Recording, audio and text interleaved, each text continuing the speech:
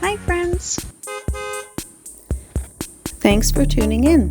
If you like this video, please give it a like, comment below, and take a moment to subscribe to our channel. Welcome to Port Sanilac, Michigan, a charming lakeside village on the eastern shore of Lake Huron.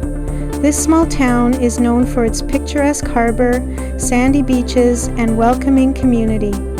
Port Sanilac's history dates back to the 1800s, when it developed as a shipping and fishing village along the lake. The town's name comes from the nearby Sanilac River and the historic Sanilac County, which in turn was named after a local Native American chief. Over the years, Port Sanilac has grown into a popular destination for boating, fishing, and summer recreation.